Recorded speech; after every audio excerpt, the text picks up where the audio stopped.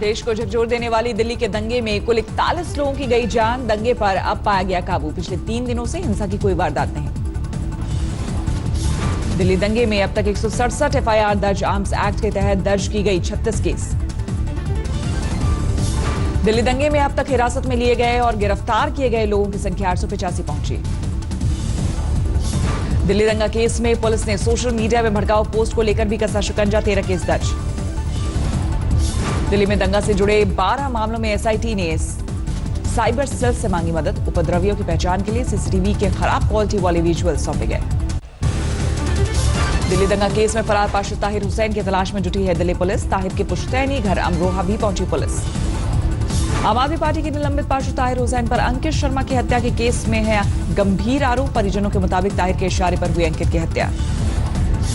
दिल्ली के खजूरी खास इलाके में ताहिर हुसैन के घर के बाहर पुलिस तैनात। इसे घर की छत से पथराव और पेट्रोल बम फेंकने का वीडियो हुआ था वायरल।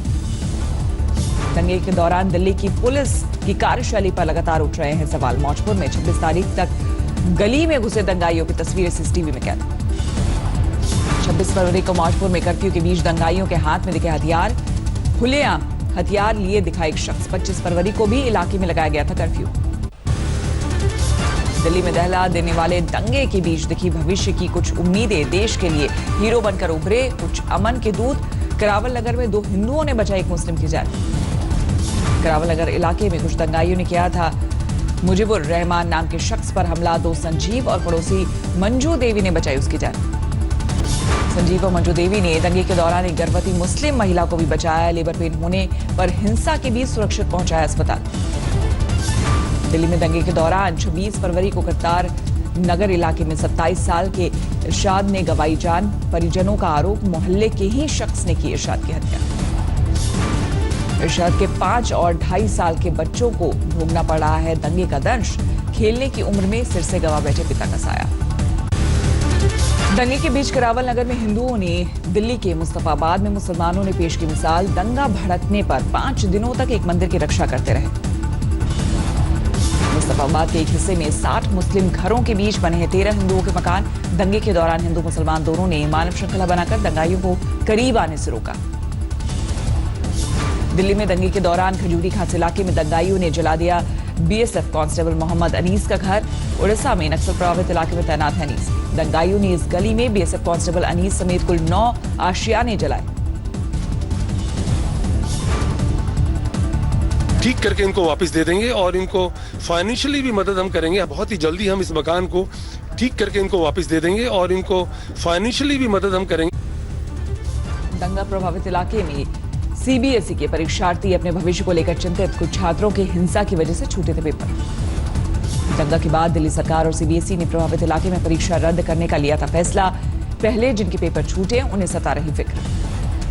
सीबीएसई के मुताबिक दंगा प्रभावित इलाके के स्कूलों में प्रिंसिपल से मांगा गया परीक्षा नहीं दे पाने वाले छात्रों का ब्यौरा ताकि उनके भविष्य पर किया जा सके सही निर्णय। नॉर्थ ईस्ट दिल्ली के दंगा प्रभावित इलाके में 7 मार्च तक बंद रहेंगे सभी स्कूल। लेकिन नॉर्थ ईस्ट दिल्ली में कल यानी कि 2 मार्च से होगी सीबीएसई की परीक्षा। दिल्ली हाईकोर्ट में बोर्ड ने दिया हलफनामा। हाईकोर्ट ने दिल्ली पुलिस और दिल्ली सरकार को दिया निर्देश। हिंसा प्रभावित इलाके में परीक्षा के लिए मुहैया कराई जाए पर्याप्त सुरक्षा। दिल्ली पुलिस कमिश्नर का प्रभार संभालने के बाद बोले वरिष्ठ आईपीएस एसएन श्रीवास्तव, शांति बहाली और गुनहगारों की गिरफ्तारी पहला लक्ष्य। राष्ट्रीय महिला आयोग के अध्यक्ष रेखा शर्मा ने दिल्ली के हिंसा प्रभावित इलाके का लिया जायजा। पीड़ितों से की मुलाकात, सही मुआवजा दिलाने की कवायद। रेखा शर्मा के मुताबिक पिछले 2 दिनों से हिंसा प्रभावित इलाके में महिलाओं के बीच काम कर रही है राष्ट्रीय मानवाधिकार आयोग की टीम। दिल्ली दंगे पर नोबेल पुरस्कार विजेता अर्थशास्त्री अमर्त्य सेन ने जताई गहरी आशंका। कहा यह पता लगाना चाहिए कि क्या हिंसा से निपटने में दिल्ली पुलिस असक्षम है या फिर सरकार के प्रयासों में थी कमी। जस्टिस मुरलीधर के तबादले का भी अमर्त्य सेन ने उठाया मुद्दा। कहा इस पर सवाल उठना लाजमी। चेन्नई में शाहीन बाग की तर्ज पर जारी सीए के विरोध प्रदर्शन की पीठ दिखा सांप्रदायिक सौहार्द। मुस्लिम महिलाओं ने हिंदी महिला भाग्य लक्ष्मी की गोद भराई की रस्म निभाई। गुजरात के पादरा, उमराया और लूना गांव के दौरे पर गए थे आम आदमी पार्टी के सांसद सुशील कुमार गुप्ता को जनता के विरोध का करना पड़ा सामना। एक शख्स ने दिल्ली हिंसा में पाशा ताहिर हुसैन पर किया सवाल। सभी निवासियों को हिंदू मुसलमानों ने तुम्हें एक दो बात नहीं, मैं आपको आपके बात का जवाब देता हूँ। नहीं नहीं, आप बैठिए। दिल्ली के अंदर दिल्ली में कानून व्यवस्था को मेंटेन रखने की जिम्मेदारी देश के गृह मंत्री की है। सुशील गुप्ता को जवाब के दौरान टोकने पर सवाल करने वाले और आपके समर्थक में हुई बहस, दोनों ने एक दूसरे पर देश को हिंदू मुसलमान की सियासत में बांटने का लगाया आरोप।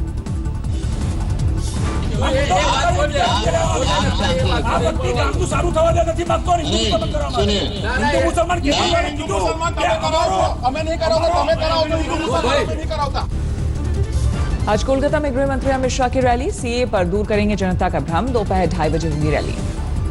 कोलकाता के शहीद मीनार मैदान में होगी अमित शाह की सभा। पश्चिम बंगाल बीजेपी मंच पर ही नागरिकता कानून लाने के लिए शाह का करेगी स्वागत। बीजेपी अध्यक्ष जेपी नड्डा भी रहेंगे मौजूद। रैली से पहले सुबह 11:30 बजे अमित शाह कोलकाता में एनएसजी की नई इमारत का करेंगे उद्घाटन।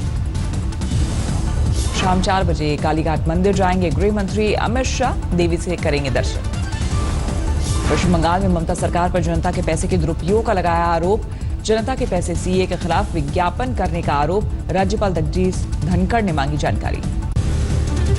दिल्ली में शाहीन बाग से महज 2 किलोमीटर दूर गुर्जर बहुल इलाके में लोगों ने पेश की इंसानियत की मिसाल। मुस्लिम के दिल से निकाला खौफ, समझाकर रोका उनका पलायन। बीजेपी विधायक कालीचरण सराफ का आरोप, दिल्ली में कांग्रेस के भड़काने से हुआ दंगा।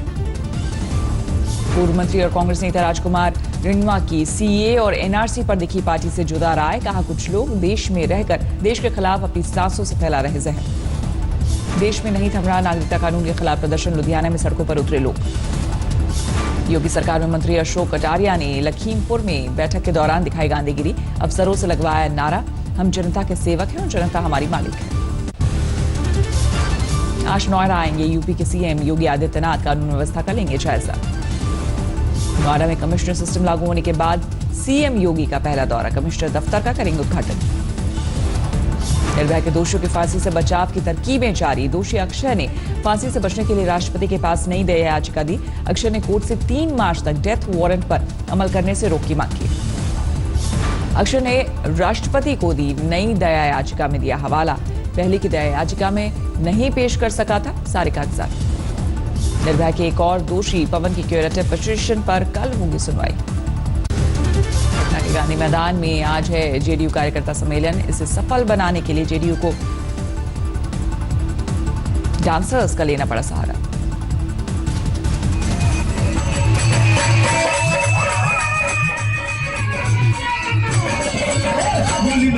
पटना में होली मिलन समारोह का आयोजन, डीजीपी गुप्तेश्वर पांडे भी पहुंचे। छात्र छात्राओं ने मंचन से नशा मुक्ति का दिया संदेश।